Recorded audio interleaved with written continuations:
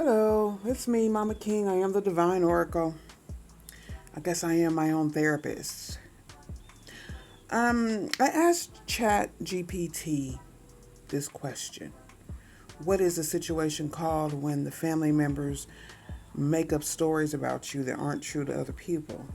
The situation you're describing, when family members make up false stories about you and tell them to others, is often referred to as defamation in general. If the false stories damage a reputation, this could legally be considered defamation. Slander if spoken, and libel if written. A smear campaign.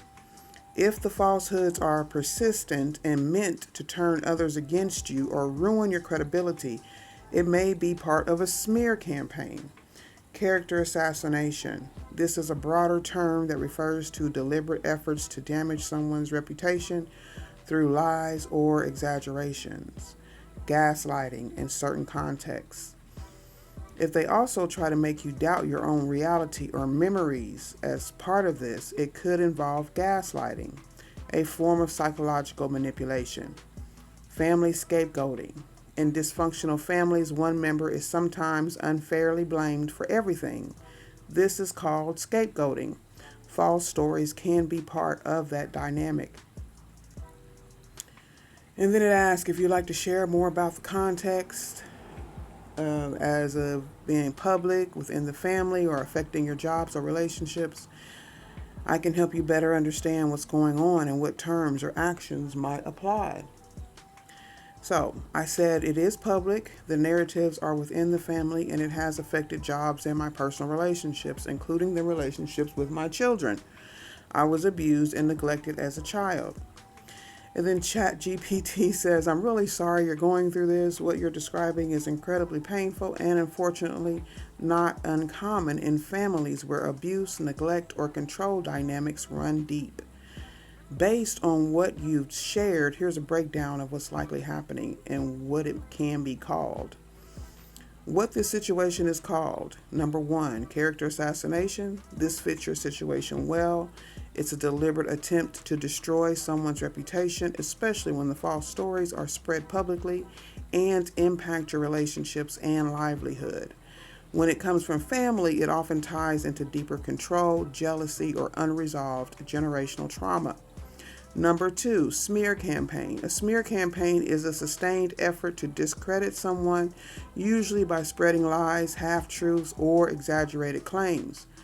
It often happens after someone in the family sets boundaries, speaks out about abuse, or breaks from the toxic family script. Many survivors of abuse experience this after trying to go no contact or disclose the truth. Scapegoating. In dysfunctional families, especially those with narcissistic or abusive dynamics, one person is often unfairly blamed for everything wrong in the family. That person becomes the scapegoat. This dynamic often begins in childhood and can carry into adulthood, with false stories used to justify continued mistreatment and to maintain a false image of the family. Number 4, family systems abuse, collective gaslighting.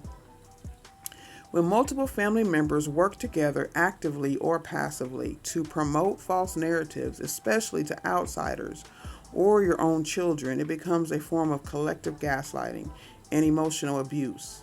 This creates confusion and can isolate the victim. Important context. If you were abused and neglected as a child, your voice was likely silenced early on. Abusers or enablers often try to rewrite history to protect themselves or maintain control. When you begin healing, setting boundaries, or telling the truth, it threatens the family image, and that's often when the smearing escalates. What you can do. These are some options. Number 1, documentation.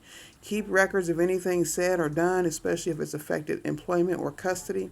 If defamation has caused material damage, you may have legal options. 2, legal support. In cases of defamation or custody issues, a lawyer might help. If you're being falsely accused of things that affect your children, a family lawyer is important.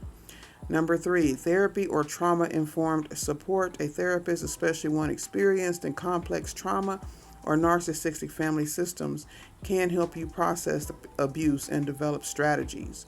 Number 4, rebuilding your narrative. You don't have to convince your abusers, but you can build your truth with people who matter, your kids, friends, or future employers. If your children have been turned against you, there are ways, sometimes through reunification therapy or honest dialogue as they mature, to begin repairing that. Number 5, boundaries and distance. Going low or no contact with toxic family members may be necessary for your healing. And protecting your peace doesn't make you difficult, it makes you safe. If you hear things like you're making things up, you've always been the problem, you're being dramatic, those are classic signs of gaslighting, minimization, and blame shifting. Abuse survivors often hear these when they begin reclaiming their truth. You're not alone in this, and your experience matters. If you'd like help with ways to talk to your children about this, resources for healing, or even sample messages or boundaries to set, I can help with that too. So, I hope this helped you. See you later.